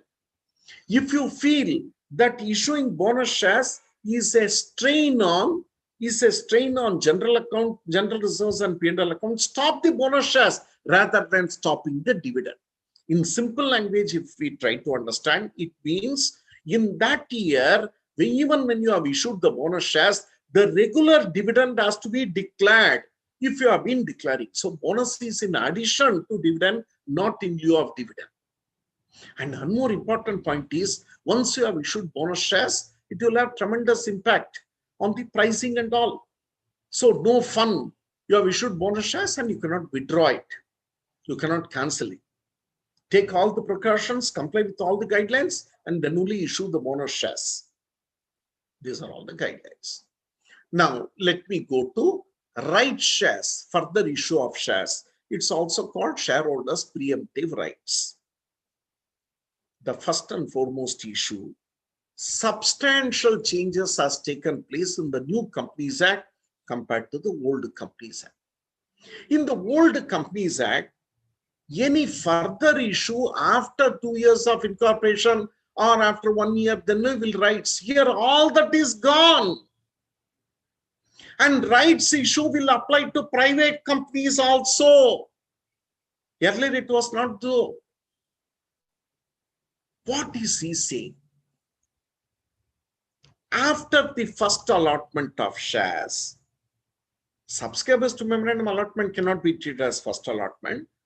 After the incorporation, after the first allotment, any subsequent allotment of shares must be given to existing shareholders only. You cannot bypass the existing shareholders. This is because of rights. Where at any time the company has share capital, propose to increase the share capital by issue of further shares, such shares must be offered to existing shareholders in proportion to the paid up capital. One share also cannot go outside. What is the idea behind rights? The idea is, sir, we existing shareholders have supported the company after incorporation. Now the company is doing very well. They want further capital. The company is doing very well. Now all of a sudden, and we did not get dividends for 2 years, 3 years during the gestation period and all. We were silent sufferers. We supported the company. Now all of a sudden, you want to issue further shares, bypassing us and going to other shareholders. Law will not permit. You have to give to us only. And second, one more point is, when the rights will be successful, only when the issue price is less than the market price, rights will be successful. 10 rupee share is likely to quote at say 40 rupees in the market. So you want further money. Come on, please give me at 10 rupees plus another 10 rupees premium. At 20 rupees you give me. Let I enjoy the benefit. So the logic is, whatever it is, rights has to be given even in the private company only to existing shareholders. We have all forgotten many things. We say it's a private company, whenever you want to allot, you cannot allot. Then small issues. How many days notice you must give? You have to give them 15 to 30 days notice that please take the rights issue. Then private companies can give lesser notice of even less than 15 days or 30 days if 90% members give the consent in writing or through electronic mode. So this facility is available. You have to give notice. The subject of discussion is only notice for a lesser period of time. Next, right to renounce. See, why will I renounce? Suppose market value is about 40 rupees. I am given rights at 20 rupees, 1,000 rights. That means what? My benefit is 40,000, 20,000 if I pay, another 20,000 I'll get in the market. But the point of discussion is, to get this additional 20,000, I must invest now 20,000 rupees. I may not have money. So, right to renounce. So this right form, I will sell it to an outsider. So the difference in market price is 20 rupees. Let the outsider be benefited by about 3-4 rupees. I may sell this right form at 16 rupees. That's called right to renounce. Of course, if you don't want renunciation to be done in a private company, you must specify in the articles. But otherwise, I repeat 1,000 times, in the absence of express provisions in the articles in case of private company, automatic right to renounce is available, even in private company, subject to overall limit of 200 members. Then, after the expiry of the time, there could be some people who have neither taken the rights issue nor renounced it. Then the board can dispose of at any price they want, not disadvantage to the shareholders. That one clause they have added. You give it to any person, the right of the board to dispose of the shares. If you want to avoid the right issue, special resolution has to be passed. Right, now listen. Yesterday we saw in the private placement guideline, how can we go for private placement? We are trying to avoid the right issue. This section, special resolution is passed. I already told you, when rights will be successful, only when the issue price is less than the market price. There could be some situation where 2 years, 3 years over, still 10 rupees share is quoting at 10 rupees only, based on the book value or whatever value. So, if now the law says you have to give to existing shareholders only, and you give to existing shareholders, they'll kill you. Already we have taken 10 rupees at 10 rupees. What is the use? Obviously, they'll raise this question. What is the use? Then you have to convince the existing shareholders, please listen, we are going to perform very well. I know I am rubbing salt in the wounds by asking you to take another 100 shares or 200 shares rights at 10 rupees. Please pass special resolution so that we'll give it to outsiders.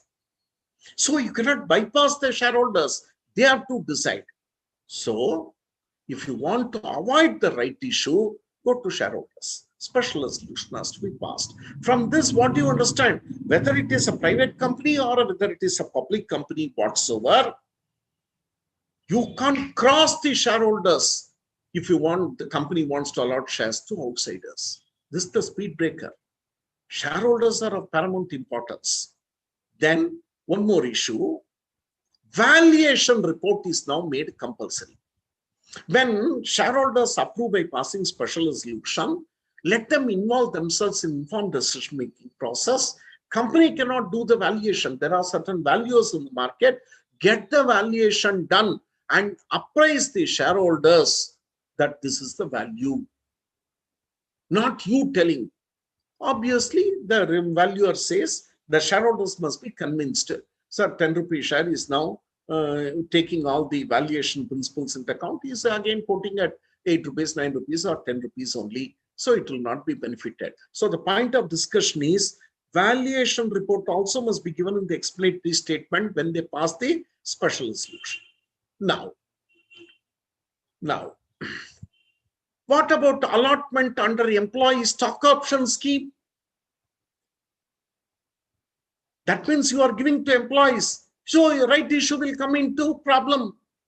So there they say, here also you should get special resolution passed. You cannot avoid the shareholders. But in a private company, one small concession is given to you. If you are giving stock option scheme to the employees, ordinary resolution is enough. See, we just said, if you are giving to any outsider, special resolution to avoid the right issue. But stock option schemes given to the employees in case of private company, just ordinary resolution is enough. The notice must be given through register post, speed post, electronic mode, not ordinary post, and 3 days before. Then in case of convertible debentures, it will not apply.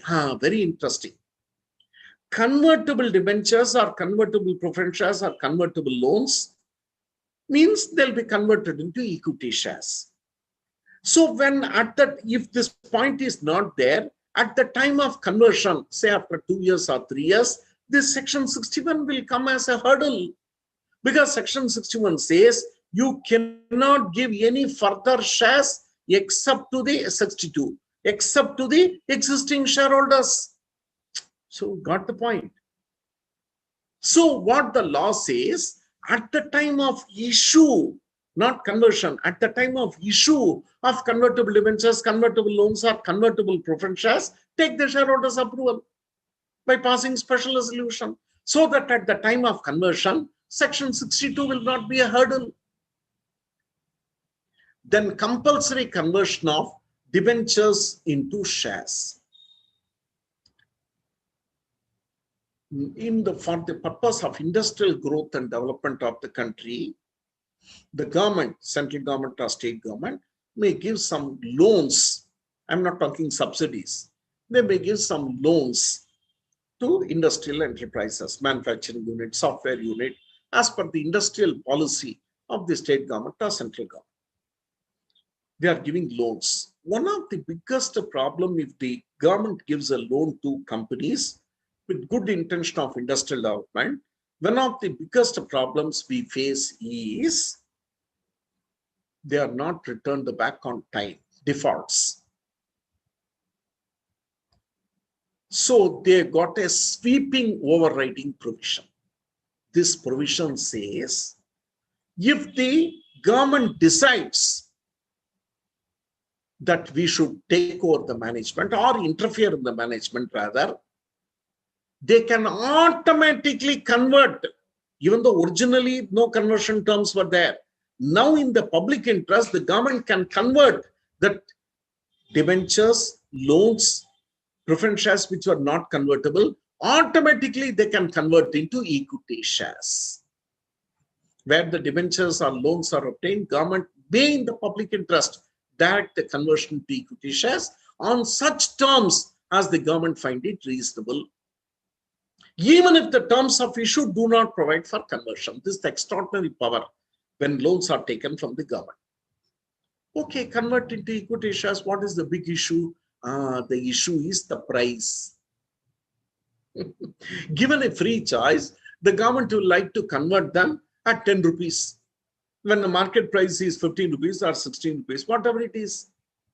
So, when the terms of conversion are not acceptable to the company, then they can go to tribunal, and tribunal will give the final decisions regarding this conversion. When the government goes for appeal, then the memorandum stands altered. Very interesting point. Authorized capital is only 10 crores. Paid up capital also is already 10 crores. If the government converts into equity, how to increase the authorized capital? They said not required. Even without upsell, it automatically stands converted. But he's not talking of who will pay the registration fees for increase in authorized capital. They are silent. They said, you just, even if the authorized capital is 10 crores, it is deemed to be converted into 12 crores or 13 crores, whatever it is, because of the conversion. So this provision also is not for banks or financial institutions. This provision is only for government who have given loan or debenture or preference shares. Originally, there was no convertible terms. In the public interest, what is public interest? Freedom is given to them. They can convert it. Then quickly running calls on shares, simple topic, because we don't require all the money at a time. Depending on the project cost, slowly we'll call the shares. They can be made. You have freedom. Any amount you can have. Any number of calls you can have. But for the purpose of Companies Act, allotment money is also treated as call only. Who can exercise the power to make a call? By resolution at the meeting of the board. No resolution by circulation, or you cannot delegate this to the audit committee or any other committee. The right to exercise a call should be exercised at the board meeting. No delegation of powers. And once the call is made, it is a debt due. Debtor-creditor relationship is established, as if the shareholder has given the loan, as if the company has given the loan to shareholder, and shareholder has to return the money. So you can sue the shareholder because it established debtor-creditor relationship. And proper notice also must be given for the call and all the details. It is in the nature of trust. You have to use the bona fide interest. Suppose if director wants some loan and the board says we don't have money, don't make a call. So what is bona fide interest depends on facts of the case. So you have to make a call on the bona fide interest. They should be made on uniform basis, very important. Only you cannot make a call on some class of equity shares. You have to make on uniform basis on all the equity shareholders, not from some people or class. For example, NRIs, promoters, only on them you make a call. That is not permitted. Then the model articles contain all these points. That means what? You can have your own article, something different. What model article says 14 days notice you must give. Between two calls, there must be 30 days gap. The board can revoke the call or postpone. See, at that time, I thought the ship is coming and they are going to install the capital equipments. I required 10 crores, so I made a call. Now, after making the call, before actually receiving the money, I got the information the ship may be delayed. Why to take the money and keep it? I can revoke, I can postpone. Joint holders are jointly severally liable. I repeat again, when it comes to these 4 points, you can have different provisions in your articles. If you don't have, then the table F will apply. These provisions will apply. Then if you fail to pay the call, immediately I will not forfeit. You will be given time wherein you will pay with interest in respect of the calls. So thank you very much. So we had a nice session today. So I request the chairman to please conclude. Sir, thank you, sir. Thank you very much. Really, really a wonderful session once more. As you are planning the things, I request all the delegates to kindly make you understand about the things because sir is telling that regarding the charge creation, deposits and other things needs a lot of time to spend the same thing because we cannot able to cover those things in the regular sessions. So on 7th, if every one of you are interested to listen, on 7th, because we are having a session on 7th from evening 6 to 8. So if it is possible for you, 3:30 to 4:30, 5:30, there will be a bonus session for you all. If everyone says okay for the same, you just put the same thing into the chat, and or else you can keep the things in the WhatsApp group also. Of course, it will be enabled. So I request everyone to make a note of it. Thank you, sir. Thank you once again for the nice presentation, and we'll be joining tomorrow sharp by 6 o'clock. Thank you. Thank you. Thank you.